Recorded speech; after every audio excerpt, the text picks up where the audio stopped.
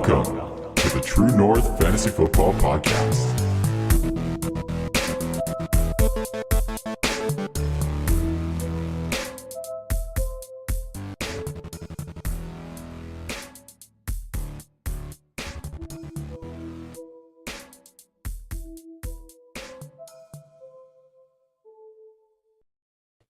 What is up, fantasy people? You are back with the True North Fantasy Pod.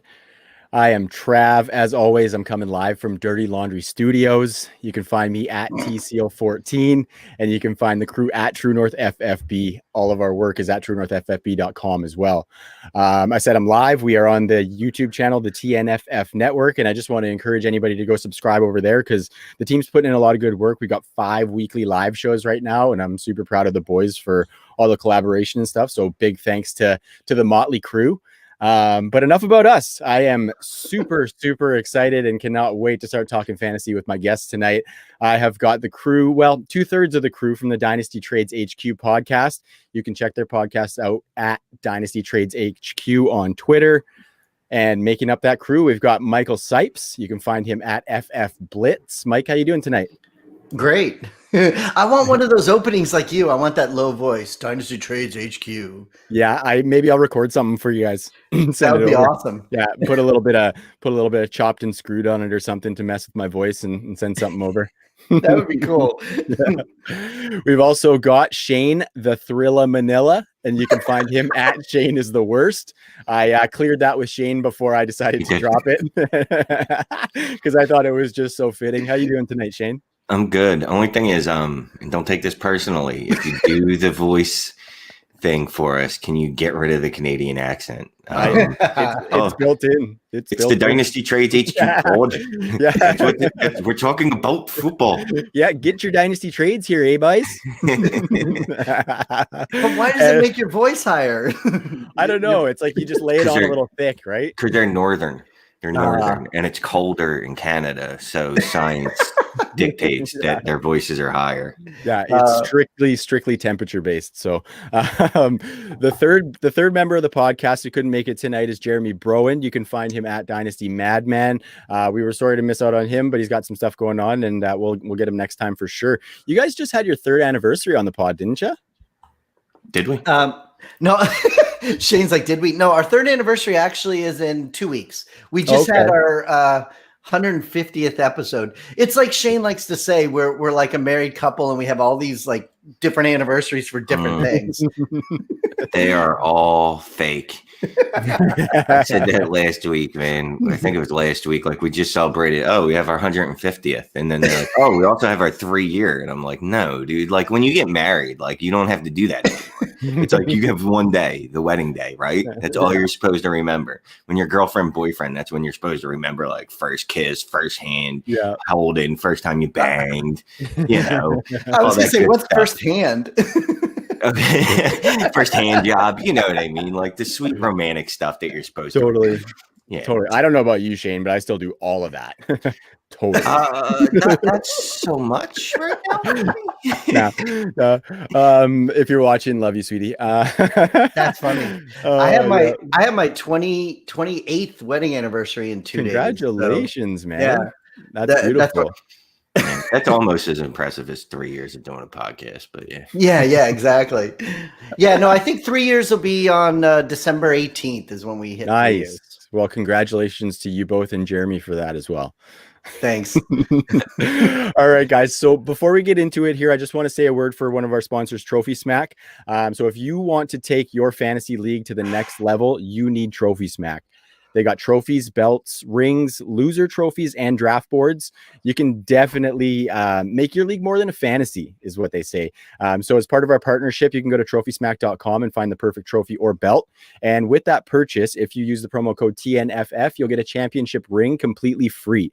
And that's a $60 value. It's a pretty sweet ring. You can flaunt it at your live drafts and kind of put it in your league mate's face and show them that you won. So again, that's trophysmack.com and the promo code is TNFF. We're super thankful for everyone over there for getting us set up, and we're excited about that partnership. So, okay, Shane. Okay, Mike. We're going to get into this episode. It's going to be a fun one. We got a couple of segments. Stick it in your face. Yeah, I did. Absolutely. You also looked down at your hand when you mentioned the ring. Do you have one? I have. Well, not one of those. I was looking at mine and wishing that I had a mate for it over on this one that was a Trophy Smack one, but that'll be coming soon. That's awesome. Yeah, all Shane heard was stick in someone's face. Yeah. No, my ears up. The worst, right? Yeah. Okay, so a couple segments on this episode. I'm pretty excited to get into them. We're going to finish it off with a little bit of trend spotting. We, as always, have a segment of I Got 5 on it with Monkey Knife Fight, and we're going to start it off with a little segment I'm calling Trust Issues. So as fantasy players, guys, it's built in for us to have trust issues, right? We overtrust, we undertrust every single year. There's somebody that we make a call on that fails us or vice versa. So we are going to talk about some players and whether we can trust them, not just through the end of this season, but more over into 2021. As Dynasty players, some of us are maybe out of contention, or maybe we're in contention and we're still looking towards the future as we should be. So we're going to talk about some of these players and let the people know if we can trust them going into next season. Sound good? I mean, it's your show. So. I was going to say, yeah. Do we have a choice? Like if I say no, I think that's bad form. Yeah, we're a courteous people up here. We like to extend that olive branch, right? Well, normally we end up taking over and talking about something totally off the show sheet, anyways. So that's part of why I had you guys on, man. Let's do it. The subject matter on the show sheet is pretty much all stuff that I'm really into right now, So I'm excited. I know one specifically.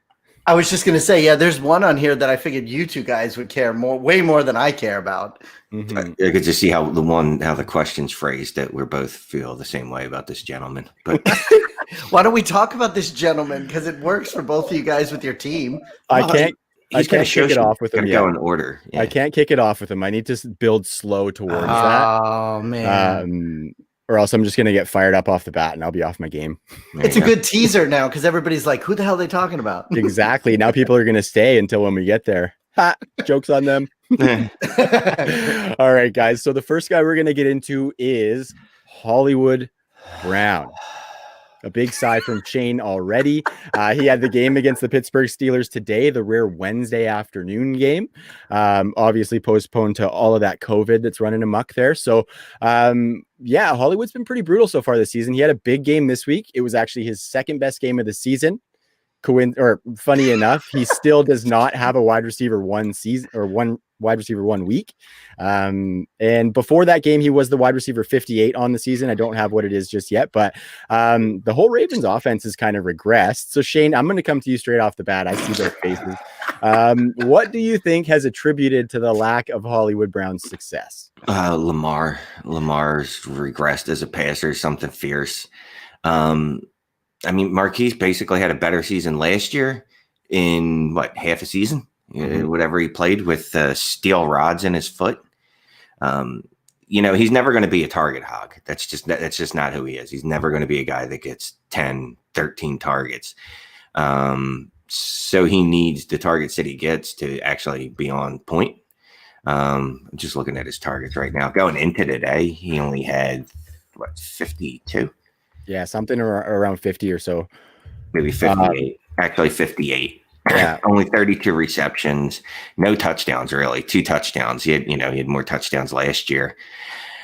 He's not scoring touchdowns. The Ravens obviously aren't scoring touchdowns like they were last year. Lamar Jackson isn't throwing touchdowns like he was last year. The only thing Lamar is doing almost as well as he did last year is running. He's still on pace was on pace for 1,000 yards rushing before he got the vid. Even today, though, I stole that from Kevin Hart, by the way. Just saw him stand up. It was fucking hilarious. But it just sounds so whatever. What do you call it? I've been calling it the dirty Rona. The dirty Rona. I don't know any clean Ronas. I'm not going to lie. No, fair point. Point. I guarantee you Shane will call it the dirty Rona tomorrow on our show, too. I like that. I might take it and call it the dirty Rona. Let's let it sweep the nation, fellas. So he's obviously not seeing a large target share. That's never going to happen. He's never going to see target volume, I should say, not share. And Lamar Jackson just hasn't been as good this year.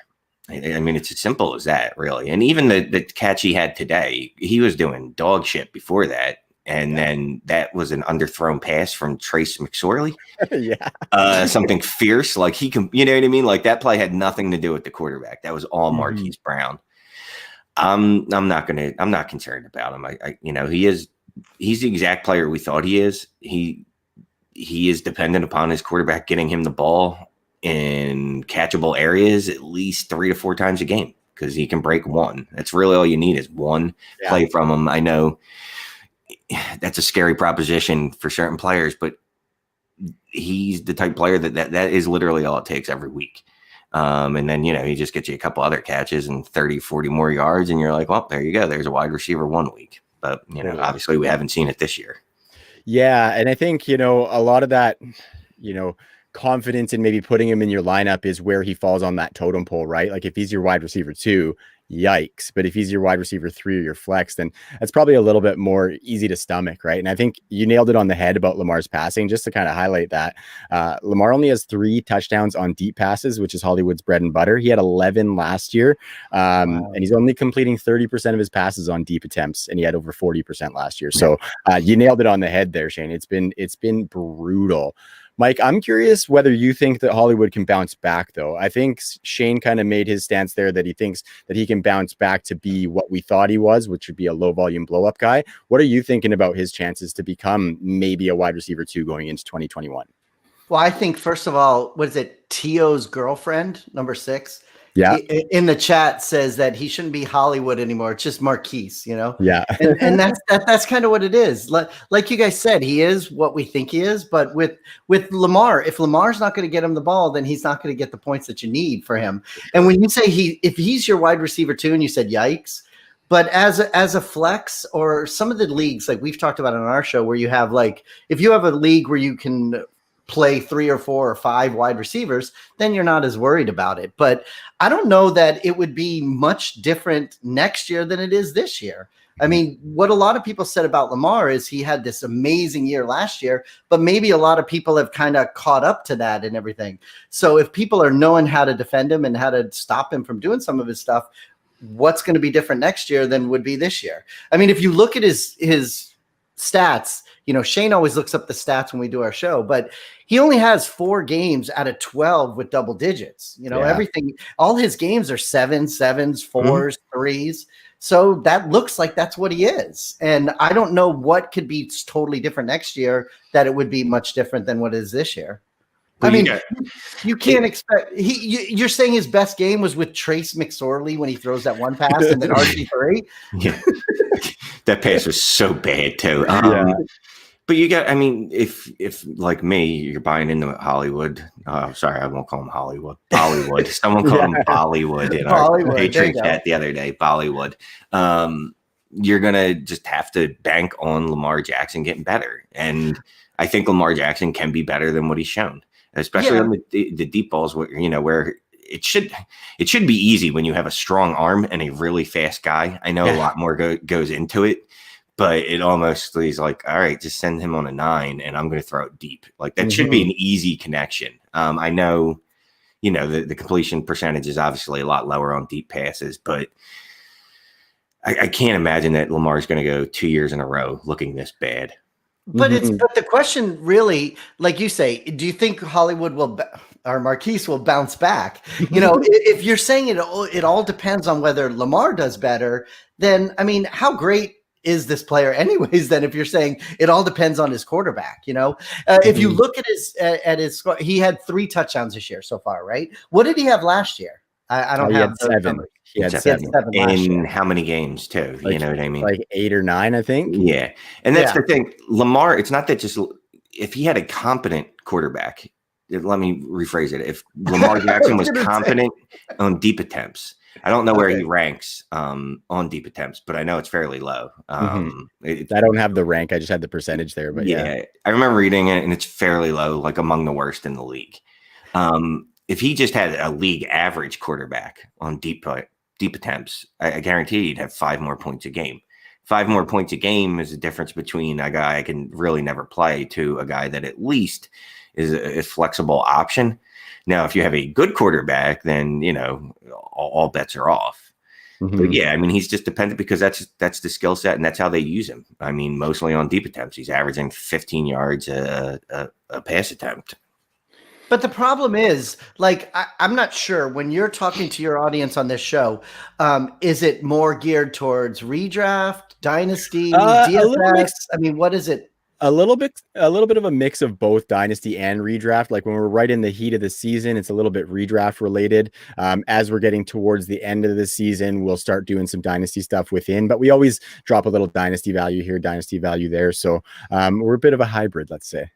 Is that what it is? Yeah, because a lot of times when we talk about it on our show, you know, there's a lot of people that they only go based on what should happen or what we thought was going to happen or draft capital. And this guy is supposed to be great.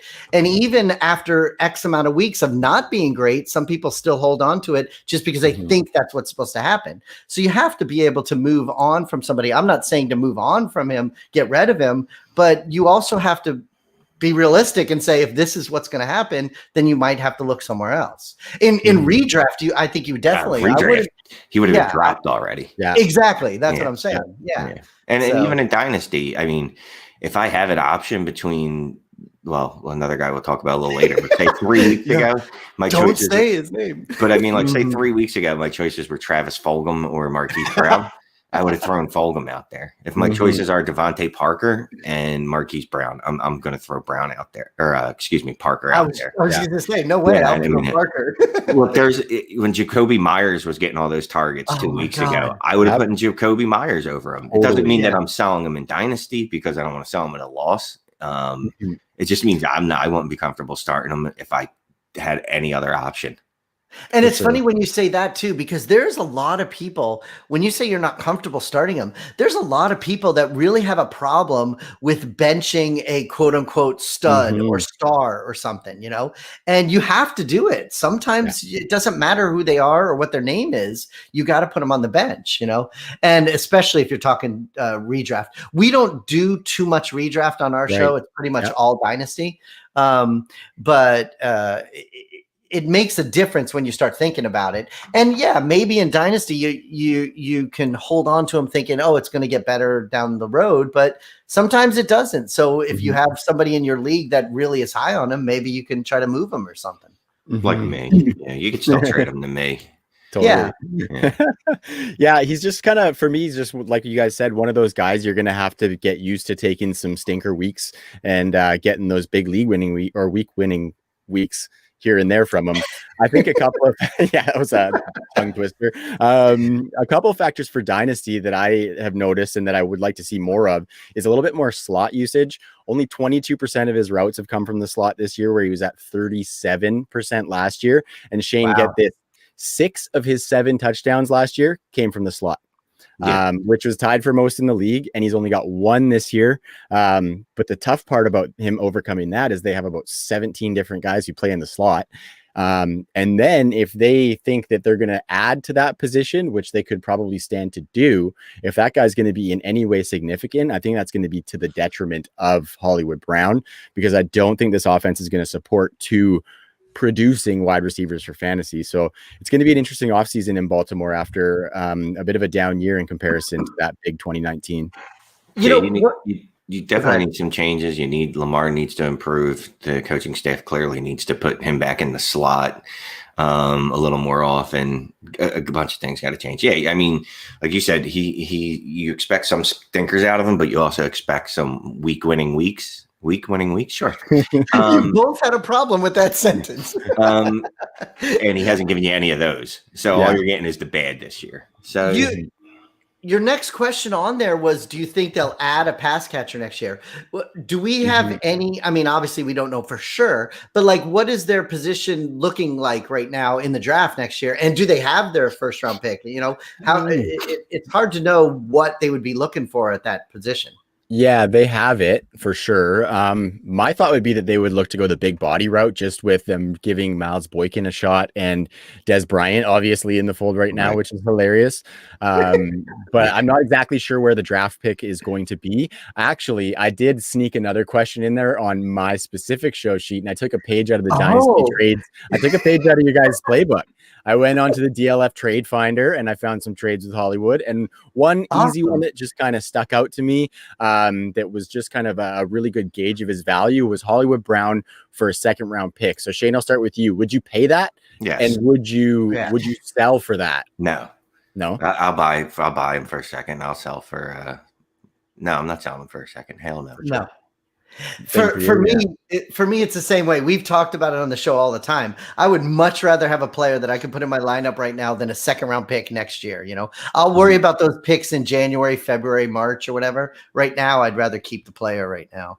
I like how you kind of slip that in there, that you have like a secret show sheet that the guests don't get to see. You give us one, but you have your own.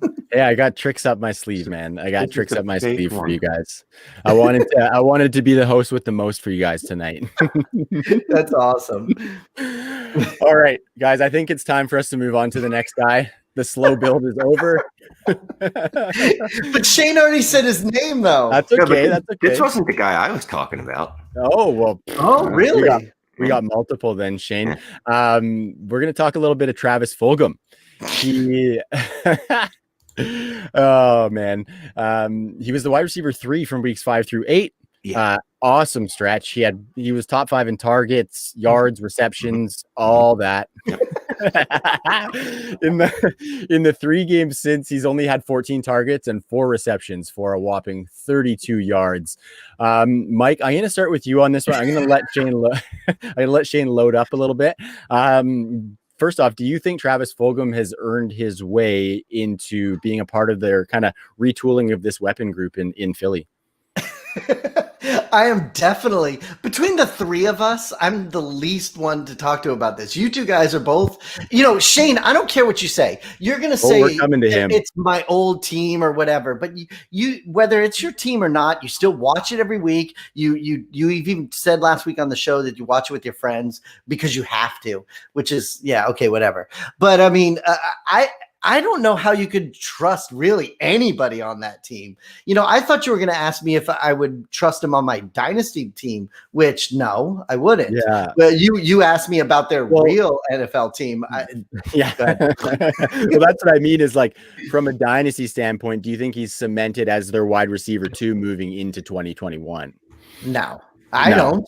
And you 2 guys are both Eagles fans, so you guys would know better than me. But I mean, what's to say he's just not the guy that they were using? Look, this entire year, whether people want to say it or not, there's going to be a big asterisk next to this entire year for everybody. Mm-hmm. And every week there's different players that you would have no idea would be so great. And then a couple weeks later, they're nobody again. And right now, he's not a guy you would put in your lineup, whether it's dynasty, DFS, redraft, nothing. So it's quite possible that he could be nothing again by next year, What? Hey, listen, I'm not saying anything mean about him. Plus, he's not going to hear me. Plus, he won't care what I say about him. But I'm just saying. He could be a big True North. What are you trying to say, Mike? I'm talking about me. I'm talking about he's not going to care what I have to say about him, not about this show, But you came to me first when I'm the only one here that doesn't care about the Eagles. And so I would say, no, I don't think that he's cemented himself as a guy that we could look forward to in 2021 on the Eagles roster. Now, you guys might see something different because that's your guys' team, but for me, no. Shane, fly at her, buddy. No, there's no reason to believe that he's going to be anything on this team. The problem's twofold, or it's bi-coastal, or it's a dichotomy. Don't start that. Yeah, I was going to say, you got it. Don't go anymore. Keep using words. I use dichotomy. That wasn't right there. But here is the dichotomy, right? So say that Doug Peterson doesn't get fired after this season. That means Travis Fulgham is going to be playing for a head coach that decided consciously, hey, this guy has been playing really well. You know what we need to do? We need to cut into a snap share because Alshon fucking Jeffrey is back. Fuck. This is why I wanted you guys to talk about it, not me. Get that bum the fuck out of there. Am I right? Yeah. So the last game, he only played 52% of the offensive snaps. They threw the ball. I don't even know what the ratio was, like 57-12 or something. And he only had 2 targets. The 2 weeks before that, though, he had 7 and 5 targets, which isn't bad. You know what I mean? That's enough to make some hay. It's just that Carson Wentz is absolutely atrocious this year. The line is atrocious. So anyway, my point is his snaps he's definitely losing snaps to Alshon Jeffrey, which is just mind-boggling because he's a free agent after this year. He's out of shape, and he wasn't very good when he wasn't out of shape 2 years ago. Talking about Alshon. Yeah, Alshon. Yeah. So if Doug comes back, that means Travis is still tied to the same coach. That's what he thought of you. You're not as good as Alshon Jeffrey, despite all these other things that we've seen. Despite us seeing those 4 or 5 games, that stretch, it was better than any stretch Alshon had in Philadelphia. Any receiver in Philly for ages, pretty much. So say Doug Peterson does get fired. Well, there's no reason to, you know what I mean? Again, there's no currency with a new coaching staff. And you are counting on, even if everything stays the same, you're counting on Carson Wentz has to get better, right? The offensive line has to get better. And there's nothing to indicate that the Eagles right now have a top 6 pick. Yep. They, for all we know, they could draft one of these monster wide receivers because they keep missing. You know what I mean? And I'm not saying Rager's a miss because I think he looks good and everything again is on Wentz. But, they missed on JJ Arcega-Whiteside, taking him instead of DK Metcalf. So now they're still searching for their DK Metcalf. I mean, they might have to get him in the next draft with a top 7 pick. Did you hear them say that during the game? Because they said that during the Eagles game. Oh, I'm sure they did. Every game that the Eagles ever play Seattle is going to be DK. You're going to talk about DK Metcalf. But they even said they said it with kind of a chuckle in their voice by saying, "Oh, and they drafted JJ." You want to know why? DK Metcalf has more receiving yards against the Eagles than JJ Arcega-Whiteside has for the Eagles in his career. He plays for the fucking team. He played 20-something games. DK Metcalf's played 3 games against them? Yeah. And he has more receiving yards in those 3 games than JJ Arcega-Whiteside has in his career. Go ahead, Mike. On our show, Shane used to always worship Carson Wentz, and he used to always say how great he is. And hearing you say that just now, that he's not you said he's trash. He's terrible. He's terrible right now. It's bad. Yeah, you can't look. He's not the same guy he was last year. Even last year, he dragged a non-playoff, he dragged a worse offensive skill set team into the playoffs. Yeah. These last 2 or 3 games, he's had Fulgham, he's had Rager, he's had Goddard back. He's even had Alshon, whatever. He sucks, but you like him, fine. He's your blankie. Like, he's had a full complement of weapons. Not you. I'm saying him. I was going to say. The best he's had in probably since he's been there, I think. Right. And the line's bad, but there's things that he's doing that have maybe it's caused he's got ghosts in his head now because getting beat up so much. But there's mistakes that he's making. It's terrible. And I'm a little concerned because he looks fucking just broken in the head. For sure, man. And that's what I'm thinking too. Like, I've been the same, Shane. Like, I've been a Wentz backer. I've said, the guy's got all the talent in the world. We saw MVP play out of this guy. I think that talent is still there, but I think it's up here. It's all up here. And I think a part of it, he's shell shocked because he's not used to playing with a bad offensive line. And he doesn't know how to overcome that, which sucks because the guy's got a fucking skill set that can overcome a bad offensive line if they would just roll him out a little bit more and kind of get him in space, like Doug is fucking up. I mean, the head coaching, offensive play calling is not helping even a little bit when, look, I'm a guy that believes in pass over the run, except when it's not working. The Eagles have one of the worst passing offenses in the league. They're averaging less than 5 yards a fucking attempt, and they still throw the ball at 65% clip. They're averaging over 5 yards. Like, they have one of the best per rush attempts, rushing offenses in the league. And they're just like, Miles, six carries. That's enough. Here's 6 and 5 carries for you, Miles. Yeah. But not what even did a you 500-yard wide receiver last year. That's right. Yeah. What did you say their pick is? You said they have a high pick. Right now they're at 6 with a very good chance of getting in the top 4. Okay, so you guys said that why he's so horrible is because of his offensive line. Yeah, If on line. he has that top pick, why do you think that they'll take a wide receiver over some kind of help on the offensive line? I'd prefer offensive line and try and get a receiver in the second. I think it's just way more of a need. They just took Jalen Reagor. Right. I personally think that Travis Fulgham is shown enough to get a shot. Now, like you guys said, whether he gets that is a different story. I do think that he needs Doug Peterson to stay, like Shane said. But yeah, it's they got to go offensive line because they're so old. They're trying out fucking rugby players at left tackle. And by the way, the rugby player, he's like the best one. He's been the best offensive lineman this year. But then that's the case. Then that could change everything. Then if you're saying that that's the direction they go, and say they don't go with a wide receiver, if you come out of that draft next year where they don't go with a wide receiver in those top couple of rounds, then maybe he does have the opportunity to be that number 2 guy going into next year if they don't do anything else. Yeah, it's just like I said, my concerns were the fact that Peterson, who is likely to be the head coach next year. It's not guaranteed, but probably 60-40 at this point, assuming they don't just lose out. If he brings him back, this is the same coach that thought Alshon Jeffrey is a better option to be out on the field than you.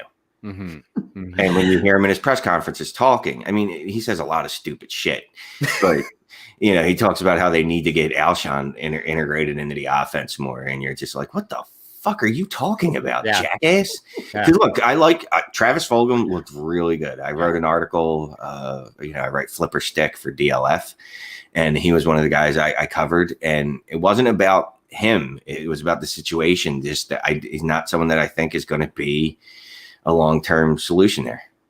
What week was that you wrote that article? It was after his second really, really big week.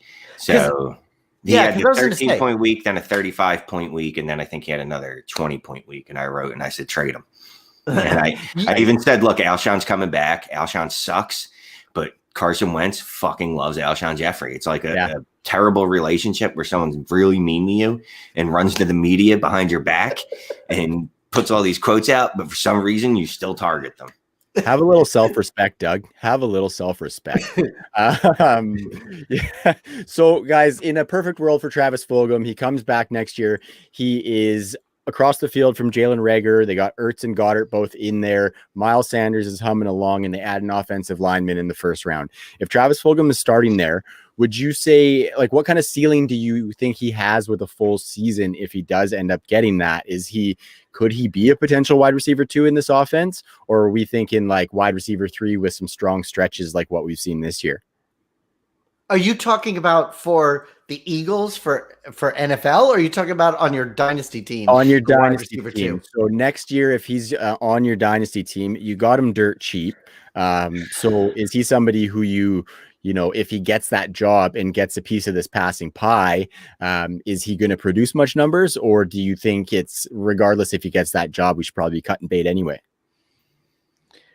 I don't know. I don't know about cutting bait, man. I don't know that I would go out and get him. Like you said, if you've got him dirt cheap, maybe he's a guy you keep on your roster, or you try to trade him when he does have that big week. Kind of like Shane said when he wrote that article a couple weeks ago, when he had the big week, Shane said, get rid of him now before he dies down. You have a lot of ifs in that sentence to make him worth something next year, Yeah, I mean, at this point, you're just going to hold him on your dynasty roster. You missed your sell window if you were looking to sell him, and you have to basically hope that most of those ifs came true. Even if they had another wide receiver, that's fine. He can start on the outside, with Reagor on the other side, and they could put a real wide receiver in the slot. No offense to Greg Ward, who's a very good role player. Mm-hmm. But yeah, you need the line to get right. And I mean, more importantly, you need Carson Wentz to get his head right, because it's not going to matter if he's still out there missing guys, ankle balling guys. He's not even close in a lot of throws. So they need to send him to a sports psychologist or something. So as an Eagles fan, for both of you guys, you believe the only problem he has is mental? You think it's all mental in his head? Well, you both said it. You both said no, but that's a big part of it. I mean, the offensive line is terrible. The play calling is terrible. But these are things you can overcome We've seen other players, and if you're a star player, you have to overcome it. You know what I mean? For years, Aaron Rodgers overcame Mike McCarthy's play calling. Deshaun Watson overcame Houston's terrible offensive line. I mean, up until this year, it was usually one of the worst. You know what I mean? It's just, you got to do that if you're a superstar quarterback. And Wentz, to his credit, up until this year, was able to overcome a lack of weapons. And even when I know the offensive line used to get a lot of credit, but a lot of the sacks that they didn't give up were because of him. Yeah. Where this year, at least 10 to 20% of the sacks that they are giving up are because of him. So it's weird. Yeah. And it's funny too. Like, I say that it's mainly in his head because if you watch him, like, he's not looking like a leader. His body language is garbage. And anytime they turn the ball over, or if they miss on a third down, you'll see him. He's standing there looking for a flag, or he's not like just putting his head down and getting off the field and taking the L on it. He's sitting there looking for a flag, like a big baby or something like that. He needs to just like suck it up, realize he's going to make mistakes, and get the team ready to go instead of pouting about it and trying to get a flag from the refs. So that's kind of why I say the main part is upstairs. Not to mention the guy never lets a freaking play die. Like, just take a sack or throw the ball out of bounds, man. Just throw it out of bounds, please. That's something he's got to work on too. So it's going to be an interesting offseason for the Eagles as well. Like I said, for the Ravens, because they got some work to do. Yep. Do either of you guys care about Hurts?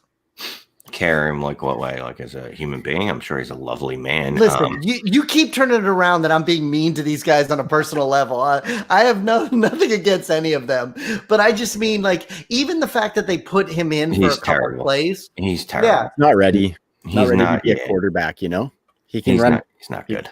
He could run RPOs with Miles Sanders pretty well. But from a fantasy standpoint, there is no receiver that's going to be relevant, I think. I just don't think he's ready to command the offense like that. I didn't like the draft pick myself, but it is what it is at this point. So, I mean, it would be sweet if he showed some of that, because then they have one of them as a trade chip, to be honest with you. But I'm not sure if they're going to be able to showcase Jalen Hurts enough to be able to get good value out of him, you know? So that was a weird one for me.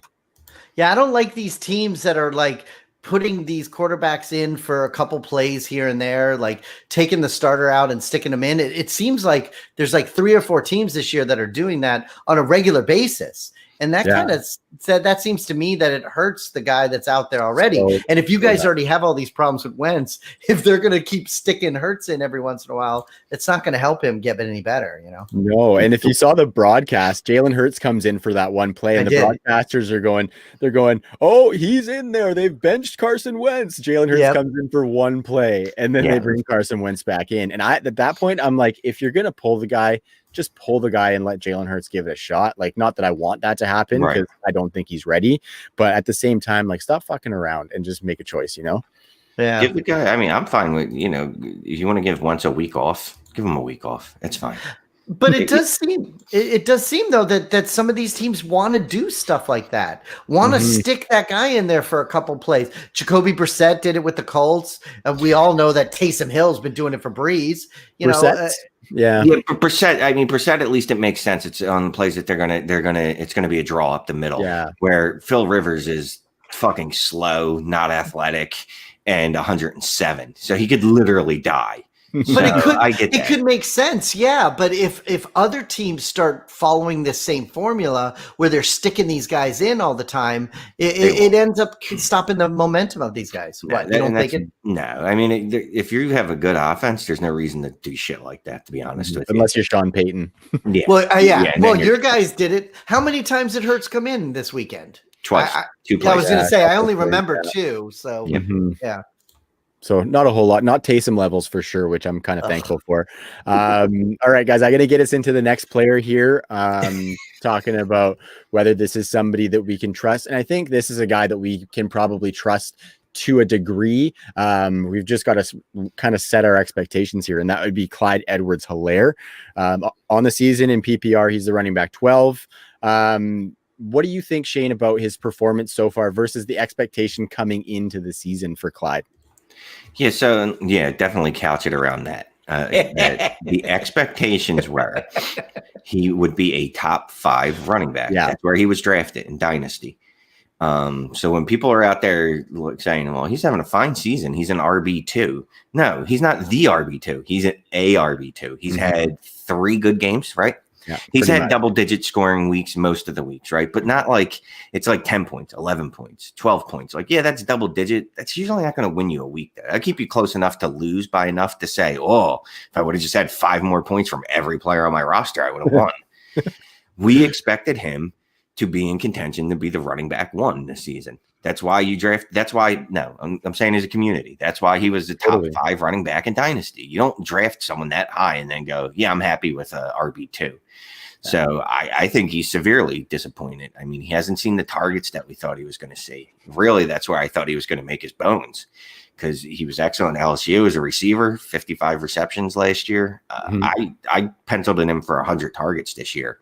I penciled him in for almost 100 receptions a year going forward. Now I don't know. I don't see it. I don't know why. I'm talking to Travis. I'm picking up a Canadian accent. I'm not sure. Yeah, we'll see if it continues on tomorrow. I'm not sure why, but no, he's underwhelmed me based off what the expectation was. Now, if he was undrafted like James Robinson, I'd say he's having a great year. But that wasn't. That's not. We paid top 5 or rookie 101 picks for this guy. And that's perfect that you say that, because that'll go towards my answer for you, Trav. I've talked about it on our show a couple times. Even I think 2 weeks ago we talked about it. CEH, he was not considered by any of us the number 1 running back in this draft. Correct. Nobody had him as the number 1 running back. And then this was a messed up year. We didn't get to have a live draft where people were going to be in Vegas and have a good time and everything. So we're all watching this at home. And when he got picked as the very first running back in the draft, most people were like, what? I mean, if you saw everybody's reaction, how could he be the first guy? Blah, blah, blah. Like, so many people said that at the time. But then as the weeks went on after that, he became the number 1 guy. Everybody's like, oh, you got to take him. You got to take him. So it was kind of like that snowball effect based on what happened at the draft. Because if you look at everything before the draft, nobody had him up there.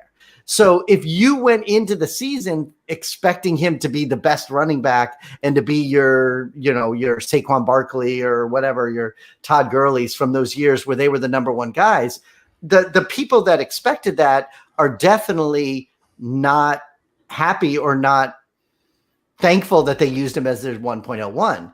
And then there was a lot of people that realized that he wasn't your 1.01 before. So if you went that direction, then you're going to get disappointed. The problem is, and we've talked about it on our show a million times, with running backs, you can end up going into week 12, 13, 14, starting the Gio Bernard and, all the backup guys that you would never care about. And this year with COVID, we were doing that in week 3 and week 4, so with somebody like him, you have to expect that this is what was going to happen. These rookies did not have a rookie camp. These rookies did not get to do all this stuff before the season started. So he was never considered this blue chip running back that would be able to step in and be this great guy without having all that extra time in there. So maybe by next year he can be better and do some things better after having a year under his belt. But I don't see how you could have gone into this point thinking that he was going to win you your league. For sure. And that kind of leads me into my next question, but just real quick, like just to talk about that expectation before I get into it, is one thing that I was thinking and looking into it in the offseason, and there was that big Jonathan Taylor versus Clyde Edwards-Helaire debate after they got drafted. And I looked into it a little bit, and Andy Reid actually hadn't had a 100 target running back since Jamal Charles in Kansas City. And the highest total was Kareem Hunt's running back 1 year at 63 targets. So that was something I wasn't necessarily looking for. I did think that he was going to be more efficient, though. We've obviously heard about his struggles at the goal line, punching those in. I think he's got 8 carries and only 1 touchdown on carries inside the 5. So that definitely needs to go up. And I'm not going to compare him to David Montgomery, but he has suffered from a lack of explosive plays too. He's making people miss, but he's only got a 10% explosive play rate on sharpfootball.com, which is 10% of his plays are over 10 yards. And that's like outside the top 40 for running backs with 75 touches or more. So I was expecting more efficiency because that Chiefs offense, it looks like you're going to have tons of space open for him that he can run amok and get, even the 70, 75 targets will be super, super fruitful, but we haven't necessarily seen that. So to your point though, Mike, you said that maybe we'll see him flourish into that in the future in a full off season and whatnot. And so I wanted to ask you guys if you think this is ever going to be fully his job. Go ahead, crap. Shane. One important note: we don't have a Thursday football game this week, do we? We do not. There's no game tomorrow? I don't need to set these lineups. It was the Ravens. It was the Ravens. That's right. Yeah, the Ravens were posted Tuesday. The Ravens in Dallas, right? Yeah, it's moved to Tuesday. Thursday. For sure. And make sure you check your waivers tonight, though, because a lot of platforms set their waivers to run on Wednesday night. So after the pod, anybody listening, go check waivers. One thing with Sleeper, though, is Sleeper left it up to commissioners. So if you are playing on Sleeper, they probably ran last night, and you're probably fucked. So a little behind the show magic. I took a nap before the show because I'm old. Such magic. I was asleep for like 2 hours. I woke up at like 9:30 and I checked my emails and I got every goddamn waiver alert and then every league result at the same time for the first time. It was like 908 emails. I'm like, what the fuck am I supposed to do here? The problem with a lot of, like, when you were saying about waivers running through, at least we have 5 listener leagues for our show and then a couple of the other leagues that I commission. So I do all those. I have all of our waivers run on Wednesday at 9:00 at night. So we were already okay, even with the game that was going on today. Nice. But I know some of the leagues that I was in that had waivers on Tuesday did end up having to wait. And MFL forced it to wait. They forced it to do 2 hours after game time. But I'm glad you just said that because now I'm remembering, because since we did this show at 10, like Shane says behind the scenes, Shane and I are on East Coast. So 10 o'clock is late for us. That's why Shane's taking a nap. So now I'm going to have to go back and look into all of our leagues and see what happened with the waiver requests and everything. It is just a microcosm of how crazy 2020 has been for fantasy football. Right? It's so crazy. It just dawned on me now as I'm setting lineups. I'm like, I got to get these nailed down before tomorrow. And then I'm like, wait a minute. Yeah. There's no football game. I want to say too, Trav, this is perfect for you, that when we do our show, this is the kind of stuff that happens where Shane, Jeremy, and I will be talking. And then all of a sudden Shane will go, what? Sorry, I was doing something else, which apparently is what he was doing just now. When I was talking about CEH, he was setting his No. I was listening to all your points. You made some very cognizant arguments. Cognizant argument. So Mike, 3 years in, I'm used to it. It's fine. That's awesome. That is awesome. So Mike, do you think this is going to be Clyde's job going forward? We've seen Le'Veon Bell come in, obviously. Darrell Williams is getting some snaps. Like, do they just want a running mate there going into the future? Like, if we're looking into 2021, are they probably going to add somebody? I think they all do. I think all of the teams, they all want that committee of running back, whether we like that or not. It just seems to way that's what's going to happen. And we talk about it a lot about, like I said, in week 12, 13, 14, having those backups, but a lot of these teams have them now, even like Kamara. Kamara is amazing. And then Murray's out there and he's playing at the same time. And then now with Taysom, he like kills Kamara or whatever. I hate that whole situation. But I don't think any of these teams really care about having one guy. And me personally, I don't know that CEH is good enough to be the one guy on a team. I think that they will use him and they will use other people. Like you said, they brought in Le'Veon Bell, which that hasn't really shown up to be that great of a situation. But I think every team is that way. They're all going to have 2 or 3 guys and they're all going to rotate them. Sure. And the moment one of them get hurt, then the next guy's going to come up, like Shane. Shane's been sitting around with Josh Adams on his roster, waiting for the moment that he can start him in his lineup. Still waiting. I was listening to that. I was listening to that episode in the car, and I was just losing my shit. I love to bring that up with Shane. Still waiting. It sounded like it. Yeah, that was awesome. Hey, I had that belief in Josh Adams too, Shane. No, but the greatest point of that whole thing, and regardless, I'm sorry, but the reason it's so funny and why we mention it all the time is because Shane put all his money in one of our leagues on it, but he didn't read the news because he's got like 50 fucking leagues. And he didn't read the news like 2 hours before that Josh Adams had been put back down to the taxi squad. So Shane had bought him and he was all happy. And then I said, he's back at the taxi squad. And he's like, what? No, I didn't know that, that's why it was so funny. And Shane will never hear the end of that one. Yeah. Well, luckily Mike is old, so he won't remember for much longer. Exactly. As long as it comes up, I'll remember a little bit. All right, guys. So I'm going to get us into the next player here. And that is just keeping us rolling. The hotness from week 12. One of the hotnesses, not the main one, because Tyreek Hill went off. But Ronald Jones had another big game. Often in and out of Bruce Arians' doghouse, drops, little fumbles here and there, but he's the running back 10 on the season. It's interesting because Bruce Arians tends to do that to guys. He'll just yank them regardless. Do you think, let's start with you, Mike. Do you think Ronald Jones has kind of built that trust, or is that something that even exists for Bruce Arians underneath that Kangol hat? Well, listening to our show, people would know. Living here in South Florida, I'm a Dolphins fan my entire life, but I also like the Bucs because Mike Evans is one of my favorite players. Right. And then with Brady going there, it's the first time in 20 years I get to root for Brady when I never got the chance to do before. So I go to the Bucs games sometimes, and I enjoy watching their team. I didn't really have a lot of expectations for Ronald Jones going into the season based on what was happening. And then I had Leonard Fournette in a lot of places, and Leonard Fournette ended up showing up there. Ronald Jones did okay. Then Fournette did amazing. And then he disappeared again. And then Ronald Jones did well. It goes back to what I said before. I think all these teams have multiple guys. So I think Ronald Jones is good when he gets the opportunity to be the guy there, but I don't think he is a guy that they're only going to count on. So if you're talking about 2021 and everything like that, to think that he's going to be a top running back, he may or may not have those good games left or right. But I'm happy with having him in my starting lineup, if that's the closest thing I could say to being happy to having him on my team. What about you, Shane? Are you starting to trust Ronald Jones as like a strong running back too? I trust Ronald Jones just fine. I love Ronald Jones since last year. I hate Bruce Arians because he's a fucking dick face. He doesn't know what the fuck he's doing.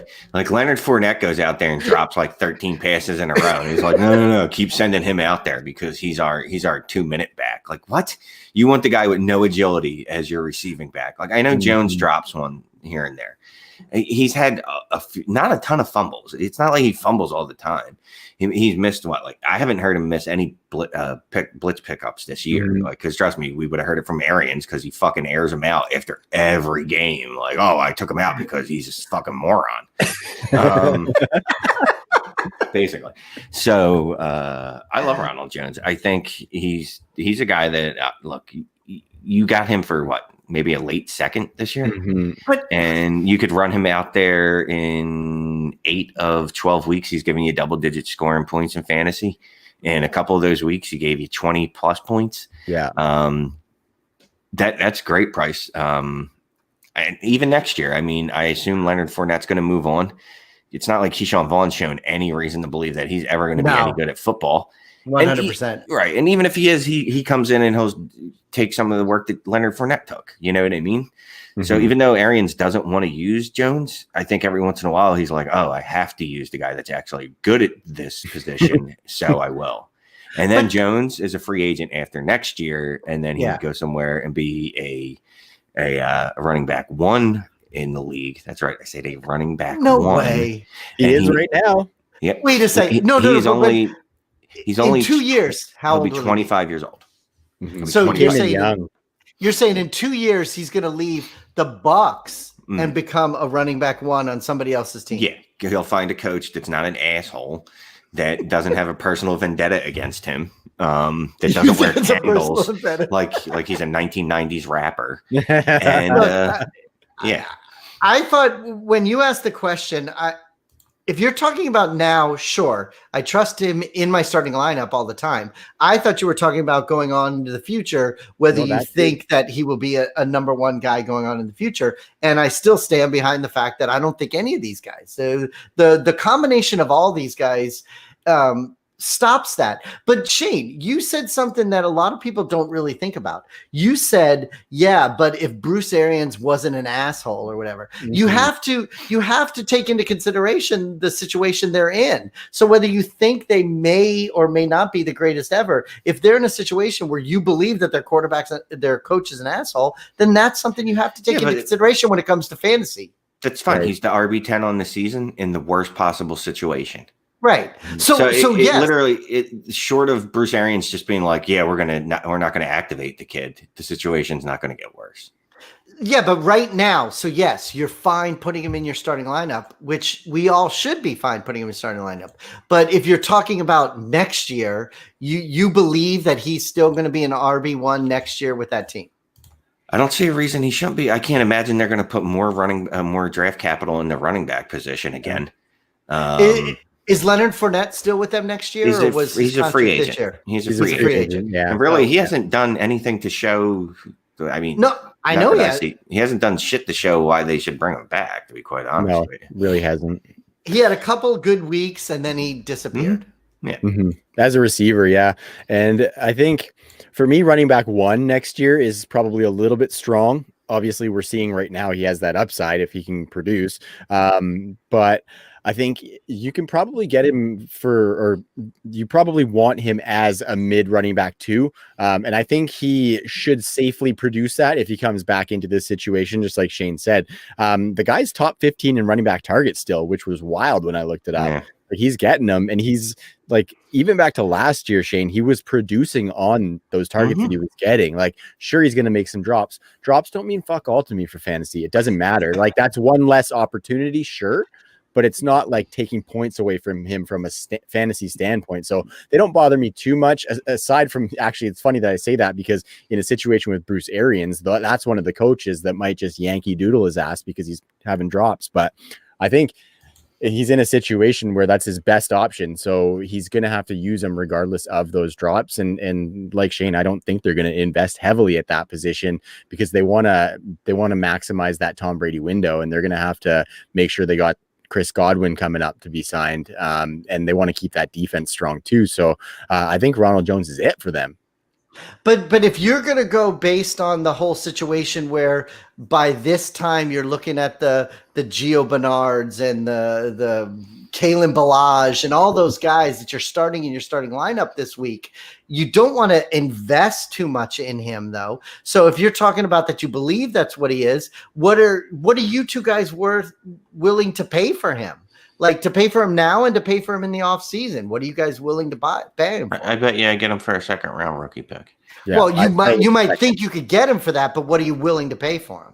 I just told you. That's what I'm willing to pay for him. That's probably what I'd go to. Yeah. Yeah. Okay. Maybe like a younger piece that hasn't like emerged yet. So like say somebody has belief in one of these later round receivers, like maybe not the best example, but like a Devin Duvernay, like that type of like draft capital who hasn't emerged or done anything yet.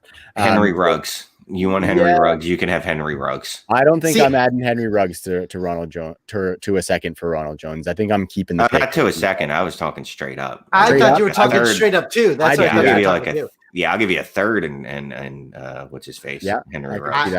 I would give any of those late wide receivers. I don't care about the draft capital. I would give any of those guys for Ronald Jones. Well, I like Ronald Jones. I was just talking about what you thought about for the future. I don't care about the potential that some wide receiver might have if he didn't do anything this year, you know? Totally. Yeah. So those are the kind of guys you can kind of add to that pick to put it over the edge for somebody, but not to the detriment of your dynasty roster. So my next question, guys, was to talk about whether we think that we'll be able to confidently draft him as a running back 2. And it seems like we're fairly confident in that. Yeah. Shane, I know you are and I am, and it sounds like Mike is as well. I'm going to keep the train rolling, fellas. We're at an hour, and I understand that it's a little bit late for you guys, so we'll keep it pumping. And I appreciate you guys coming on so late and jamming with me. The next guy we're going to talk about is Robert Tonyan. tight end 8 so far this season. Got Aaron Rodgers, and that offense is just humming. Some people would attribute his success to the wide receiver injuries. But I wonder, guys, like with the tight end landscape being so dumpy and him performing really, really well, Shane, we'll start with you this time. Do you think he's going to be one of those Tyler Higbee styles where he gets overdrafted a little bit just because of this? Yes. Or do you think he's here to stay as a producing tight end, though? No. As well as that? Yeah. No. And I mean, this might be take lock because he's another guy I looked at Flipper's stick. Basically, I just kept looking at guys that were low pedigree. That's not the word I want to use, but you know what I mean? Like unheralded, whatever that word is. Yeah, those guys. And he was a guy that I said, sell. He did a lot of his damage when Alan Lazard wasn't there, right? I know he had a good game this past week too because he had a long touchdown. But it feels like that's Devontae Adams, Alan Lazard, and if they were to ever add another pass catcher, I think it would just crowd out Robert Tonyan. And they still like Jay Sternberger. I mean, I know it's easy to bag on the kid. It's his second year. He's a tight end. We know it takes some tight ends some time. Yeah. They drafted him in the second round, so it's not like they're just going to phase him out. He's probably got at least another year there before they're like, all right, well, maybe he's not what we thought. Tonyan was an undrafted free agent, right? I believe so. Yeah. And not to just label guys that are UDFAs as like bad football players, but there's a reason he was a UDFA. Yeah. He's had a great year. I mean, if you held on to him, you can't be mad. You did really well. You picked him up off waivers in week 3 or whatever, week 2, or right after they said that he was the starter in the preseason. And you got some utility out of them. So good for you. But I don't see it being a long-term solution now. I liked what you said there about them potentially adding somebody because you talked about Lazard being there in games where Lazard or Marquez Valdez-Scantling have gotten 10 or more PPR points. Robert Tonyan averages 3 less PPR points himself. So basically it's directly tied to that secondary wide receiver and whether they're producing. And I think we've seen that one of those guys is going to produce from week to week. We don't necessarily know who it is when they're both healthy, but there is going to be a second wide receiver who usually gets some points. So I think to your point, Shane, if they do add somebody, which their fan base is going to be starving for in the draft at the wide receiver position, I think it's going to be pretty rough for Tonyan to repeat this, like top 8 performance. I think he could be back in top 12. But Mike, what are you thinking? Is Tonyan here to stay moving into next season and beyond as a starting tight end and somebody who's producing for fantasy rosters? I kind of agree. I had to step out for a second, but I have these, so I heard everything you guys said. And I think he's one of those guys that, like Shane said, if you got him in the, I think it was the preseason, Shane. Some places, maybe in redraft, it was first or second week. But I think in Dynasty, people heard in the preseason that he was going to be the guy there in Green Bay. Yeah. But really, if you don't have the Kelsey, Kittle, Waller, Andrews,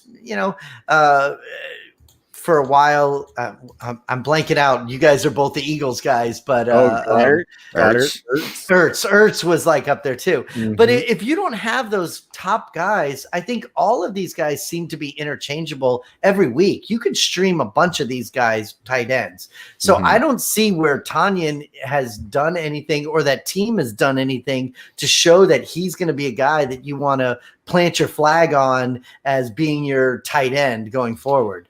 You can have him on your team to stick him in some lineups and stuff, but I don't think he's somebody that you would set it and forget it as a tight end. Here's the thing. So looking at the scoring on the season, I guarantee you he's probably, after Kelsey and Waller, probably has the most tight end 1 weeks. That's just off the top of my head, just because he's had a few real dud weeks, but he's also had several weeks where he's really produced. And I'm fine. Look, I'm not a guy that really believes in him, but I was fine running him out there if he's on my roster at tight end and not even thinking about it, to be honest. So you do think in 2021 he would be a set it and forget it tight end? No, not in 2021. Well, that's what I thought we're talking about. Yeah. But I'm just saying for this year, he's been really consistent and really good. Consistency is a myth, but he's been consistent as you can be in fantasy football. But next year I'm already out on him. But that was the question that Trav asked me. I mean, for this year, sure. For this year, we've already said it. Everybody has a fucking asterisk next to their name. It's just so crazy this year. But he had asked, do I think that he is the guy going forward in Green Bay? And my answer was what I said. I don't believe that he's a guy that you could be confident going on next year and the year after, that he would be the guy that you can put in your lineup all the time, and you should definitely have him on your roster. This year, of course, year, people are scrounging to put anybody in their starting lineup. So anybody that's producing is a set it and forget it. Sure. Mm-hmm. Yeah. To Shane's point, 5 tight end 1 weeks on the season for Tunyon, which is incredible for a tight end, especially one who is unheralded. Right. So I'm kind of in that boat too, where I don't think he's going to be reliable next season. I think he probably is the starting tight end for the Green Bay Packers, but I think they're probably going to add a weapon or try to get one of those other guys to further progress. And so I think that's probably going to be to Tunyon's detriment. So I think, if we're drafting him or if we're buying him at top 8 tight end prices, I think we're going to be a little bit disappointed with that. But if you got a deep dynasty roster that doesn't have any stud tight ends, and I call it streaming from within, because you have a couple of these mid-tier guys, he could be valuable in a spot like that. Like I've got a roster with him and Jonnu Smith on it. And I popped him in over Jonnu this week. And it paid off huge for me because Jonnu put up a gooser. So it's kind of one of those situations where I'm happy if he's a stream from within guy, but if he's like my only guy, I'm looking elsewhere and trying to acquire for sure. Yeah. And when I said that, I had mentioned about a streaming guy. That's how I would look at him as well. And it's funny when you say Jonnu, I have him, Tunyon, and in a lot of leagues I have Gesicki with those 3 guided guys, and then you have to kind of play who you're going to stick in there. And honestly, out of those 3, I'd feel more comfortable with Tunyon than Juno, and because he's just not getting the targets, and same with Gesicki. Yeah. It's so weird too, because he was so awesome for a while and then he kind of disappeared. Then he was awesome again. And then he gets you a 0 this week. And it just, well, he's one of those low yardage touchdown dependent guys. Yep. And we were hoping he'd be more than that, because he's a really good after the catch player, Jonnu Smith. He's really good after the catch. Yeah. But of that group, I probably would go Tunyon as well. I do like Gesicki more with Fitzpatrick than I do with Tua. That's what I was going to say this week. I'm a big Gesicki guy, big Gesicki fan. So Fitzpatrick is good for him, but I obviously understand that Tua is the future. So kind of resetting expectations on somebody who I refer to as Grease Lightning. That's what I call Mike Gesicki. They're talking down here all day today that Tua is going to start again this weekend. That Fitz is going to go back to the bench. That's what they're saying here in Miami. Yeah, I mean, you might as well get the kid in there. So I think the future is bright for your Dolphins, Mike.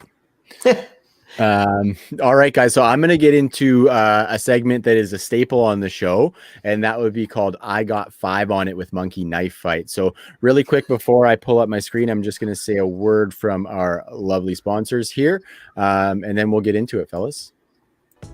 If you want the best DFS player prop games in the industry, jump onto Monkey Knife Fight. Monkey Knife Fight is sweeping the nation right now, and we at True North are proud to be doing it along with them.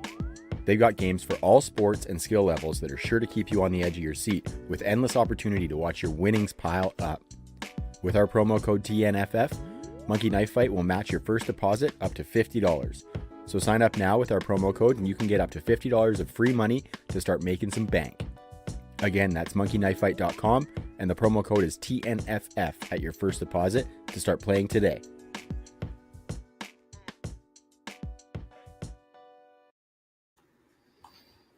All right, and we are back. I've got the screen shared with Shane and I are dancing. Yeah, hey, groove, fellas, groove. That's what it's for, man. That's what it's for. I always groove through the intro too. I have to get that like vibe going before I pod, you know. I like it. We were both like dancing when you came back. I should have like took the video down so you guys were on the video dancing, and then you just be there busting moves. That would have been awesome.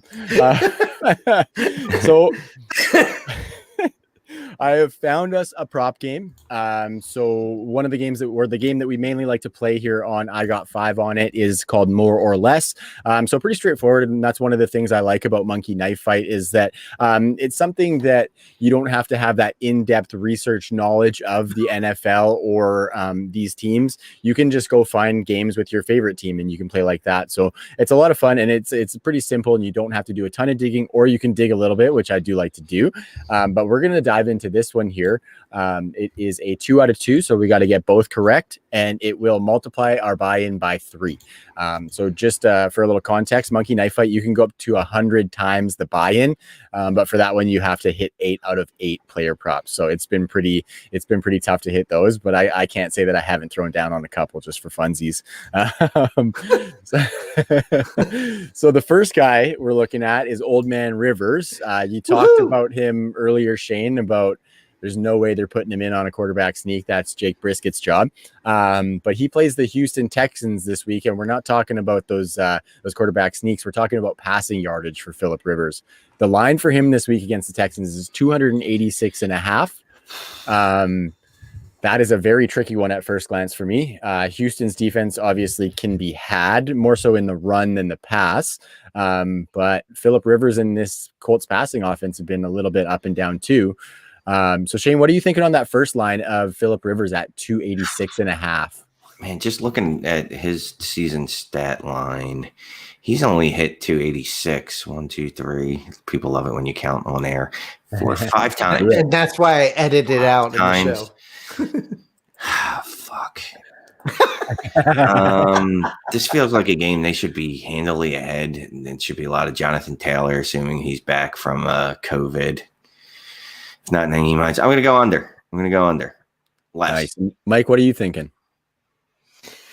I don't have all those numbers in front of me that Shane was just looking at. And what's with the little red X next to his name? That is an injury symbol. So that's no, I know that the medical bag. Is it still his toe from last week? That I believe it is. Yeah, I believe it is. The gout. He's got the gout. Yeah, I'm gonna go. So what? You're asking me more or less? I'll say more. I'll say more. I think he'll do it. I think this could be one of those kind of games where he's like slinging it down the field, and plus Shane went less, so I want to go more. So plus, I love Priv, so for me that's awesome. Nice. I appreciate you making me break the tie here, Mike. I got to pick a side. No, that's good. I it could go both ways, right? If you look at the Houston defense, they're giving up right around this per game. Like right around this. So it's a pretty sketchy one. Shane, I'm sorry, but I'm going to go with Mike on this one. I think they're starting to click a little bit. TY was back this week or this past week, and he made a couple of plays. Michael Pittman's been looking good. And I think regardless of the great Indianapolis defense, I think Houston's offense can put up some points even without Will Fuller.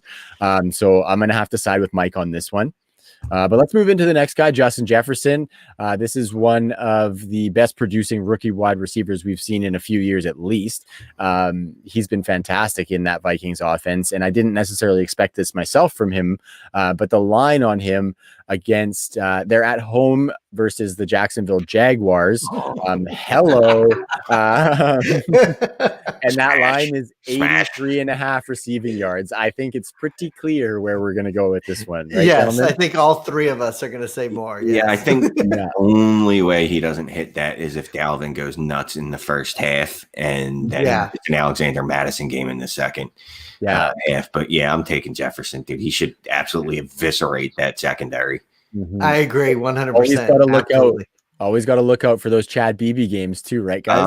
Yeah, 7 targets, and OB Johnson, BC Johnson. BC Johnson had 7 targets. They both had 7 receptions, but Justin Jefferson still had himself a nice little. So good. 13 targets for 70 yards, 2 touchdowns. Yeah, so funny. He should. All right, guys. So, 100. I usually call it I got 5 on it, but we're going to throw a 20 spot down. I want to earn a little extra of that cheddar. I like this one. Phil Rivers could kill us on this one, but I'm willing to risk it for the biscuit. Sweet. Boom. So, Yay. look, when Phil Rivers throws for 230 and 3 interceptions on Sunday, I just want you to remember this moment. Oh, you're going to be in the DMs chirping, I'm sure. I was just going to say, Shane will be out there writing something, definitely. Yeah. But when it goes the other way, we'll be tweeting about Priv, definitely. Yeah, 100%. It's me and you on that one, Mike. That's awesome. We are all going to rejoice in the joy of Justin Jefferson. That's for sure. Yeah. Okie doke. So I don't even know where I put my show sheet on the screens here, fellas. Trend spotting. If you're We have a new host, ladies and gentlemen. And we're also at an hour and 15 minutes into it too. Absolutely. How are you guys doing for time? You guys good for just a quick rip, or you guys got a jet? We are notorious for going long on the True North platform, guys. I will give you that, but I won't waste any more time. We're going to get into trend spotting. We usually like to dab a couple of these into each show just to see from like a rest of season standpoint if this is something we're going to see. Kenyon Drake had the big game, big-ish game against the New England Patriots, and then a bigger game the week before that. And the running back 9 since week 6. And over the past 3 weeks, he's been the running back 6. So do you think this is kind of, let's start with you, Mike. Is this something where he's a reliable running back 2 on rosters for the rest of the season right now? It's hard to say based on what his season has looked like. But if you look at the sum of those parts, it's actually not as bad. It's just been inconsistent. What's your feeling on trusting Kenny Drake throughout the rest of the season? It's very strange because it goes back to what I was talking about earlier about doing multiple backs. And I don't have the numbers in front of me, but hasn't Chase been doing pretty much the same the last couple of weeks with him? Like the two of them are in the games. No, maybe not this week, but the beginning of no. Last week, one had 16 and one had 15. The week before that, I don't know. I don't have the numbers in front of me. Chase Edmonds had 8.3 PPR points last week, 14.9 the week before. So in week 11, they both produced against the Seahawks defense. Yeah, one had 14 and one had 16 or something. They were close to each other. So yeah, again, it's one of those kind of things where sure, I'm happy to put him into my lineup right now. I wouldn't be nervous about starting him, but also if we're going to talk about trying to get him or trade for him or trade him away, I'm not 100% sure. And if you want to talk about 2021, no, I don't feel comfortable saying that, yes, he's going to be the RB1 next year on that team in 2021. But I think that's pretty much the answer for every one of these running backs. But for right now, if you want to talk about right now, like Shane keeps throwing that in my face, then yes, I'm perfectly happy with putting him in my lineup right now. Nice. Shane, where are you sitting on Kenyon Drake? Yeah, definitely not a guy I was a fan of earlier in the season. They weren't throwing him the ball. You look at the last 2 weeks, 4 and 5 targets, which is what season highs for him. 5 week 11, 4 in week 12, which really isn't a high total, but it's good to see them actually using him in the receiving game because he's a good receiver. That was part of his gig at going back to college, Alabama, when he shared the backfield with, I believe, Derrick Henry. I could be wrong. Yeah. I mean, that was kind of his role. Like, you get a couple carries and then he'd also hurt you in the receiving game. They're going to use him like that. He's going to be fine. He looks a lot better since he came back, since he missed that one game. I still wonder if he was injured coming into the season with the foot, even though, it was just a precautionary boot.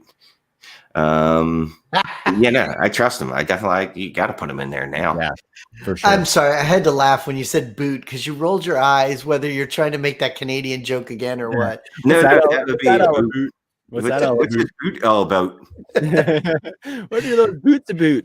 I know the way your head thinks when I see your eyes. So I love it. Yeah, I'm in the same boat. I'm trusting Kenyon Drake.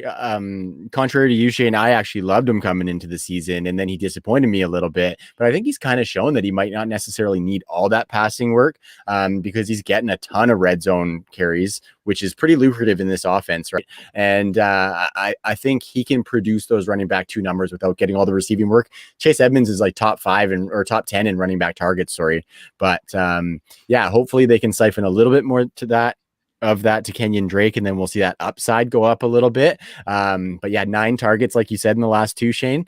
11 targets in every game previous to that on the season. So that's a decent sign going into fantasy playoffs, man. Yep. Okay, and last but not least, I was gonna say you can tell it's getting there. Yeah.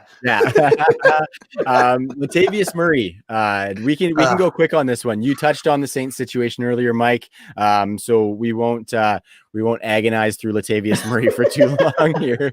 But he did have that monster week against the Broncos with the 2 touchdowns and the big running total. But it was directly to the detriment of Alvin Kamara, which is brutal. In my notes here under this question, I fucking hate this conversation. Yes, I do too. I hate it too.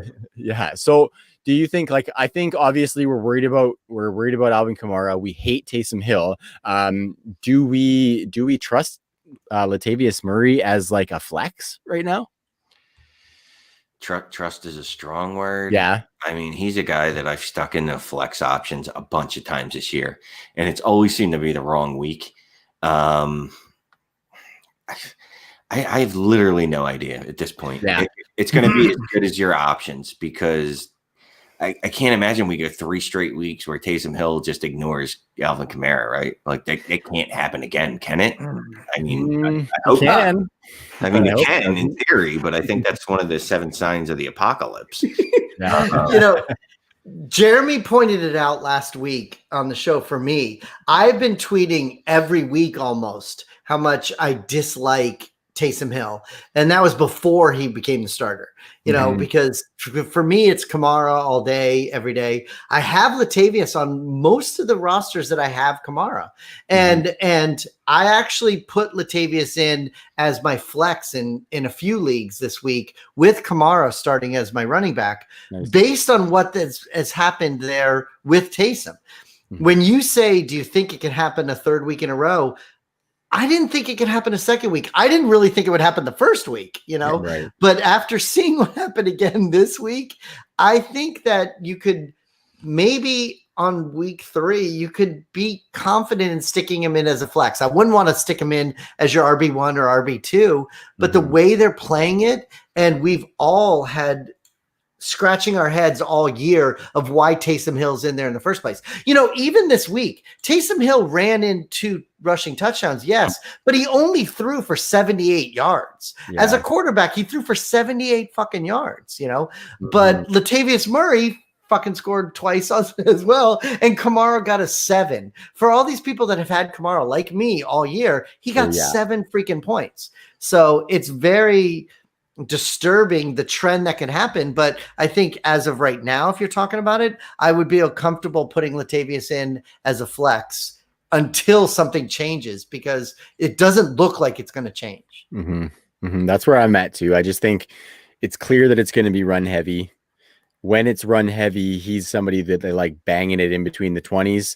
The guy's actually got only 5 fewer red zone carries than Alvin Kamara. So that's brutal. Alvin Kamara is dominating that inside the 5. So that's good.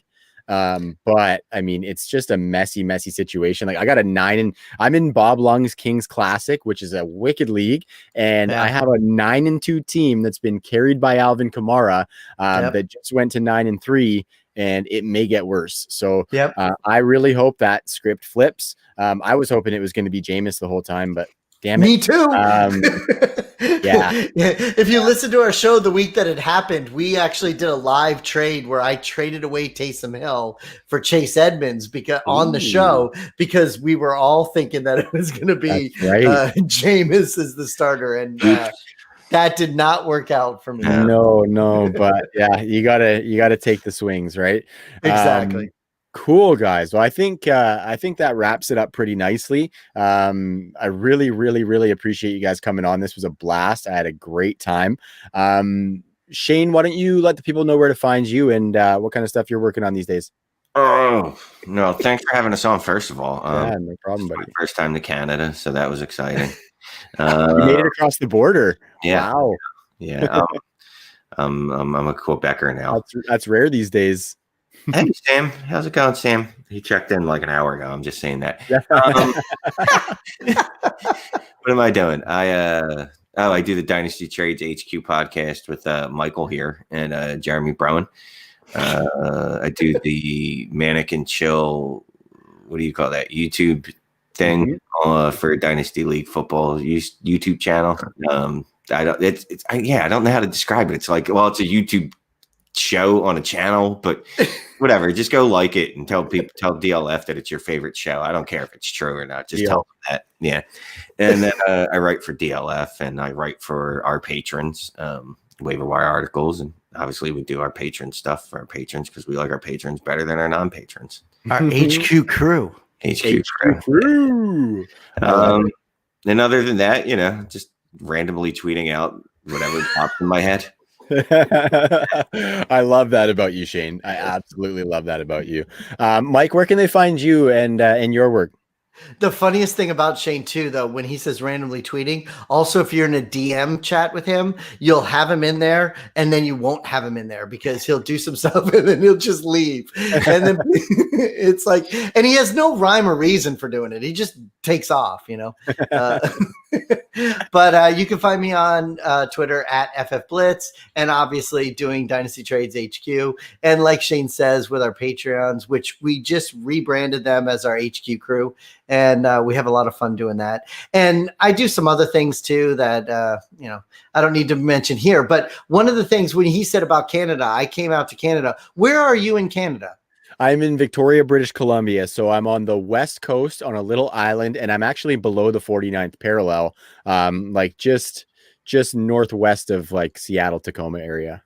Oh, that's cool. Yeah, because he said he'd never been there. I actually got to go last year for the first time. I went to Toronto for a comic convention with my brother because I travel with him when the world is not crazy COVID. Yeah, but I really loved Canada. It was a lot of fun when we went. Your money is awesome. That like flexible type of money thing that you can wash. It's great. Yeah, texture, not in value. No. Yeah, but it's awesome. But yeah, thank you for having us. We have a lot of fun. We have a lot of fun on our show, Dynasty Trades HQ, between me and Shane and Jeremy. And, we're sorry Jeremy couldn't join us tonight, but doing this was a lot of fun. So thank you very much for having us.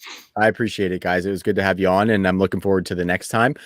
Just really quick before I ride out here, I just want to mention that we do have a wicked promotion going with our merch supplier, Viridian Global. Big shout out to Will and Mark at the team.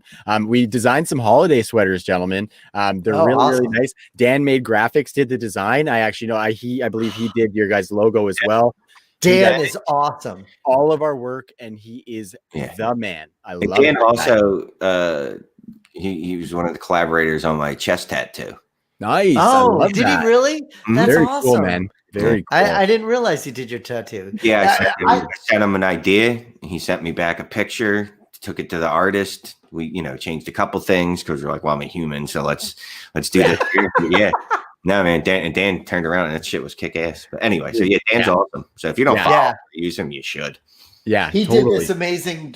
Even the best thing. I love the football that looks like a smile. That was like so perfect for us. He's just Dan's amazing. Yeah. I don't even like tell him what I think as far as vision or design anymore. I say, hey, I'm looking for this, and he just puts it out. It's incredible. I just said, hey, Dan, what do you think about True North holiday sweater? Boom. He says, how's this look? It's perfect. So those are over at Viridian Global, and we actually teamed up with our friends at Goat District and Viridian. So we love all of them. And what we're doing is we're donating all of the profits for every single holiday sweater sale to the Salvation Army. So we just kind of wanted to give back for the holidays. It was actually JD from Goat District's idea. So shout out to him and Dan over at the Goat District pod. And additional to that, if you add another Viridian, Goat District, or True North item, they're going to toss free shipping on top of that. So if you want to go pick up some gear, you can look fresh for the holidays as well as give back. So thank you to Shane. Thank you to Mike. I appreciate it. Jeremy, we'll get you on next time, my man. Awesome. You can find me at TCO14. And until next week, hope you guys have a good one. Peace. What's this old boot?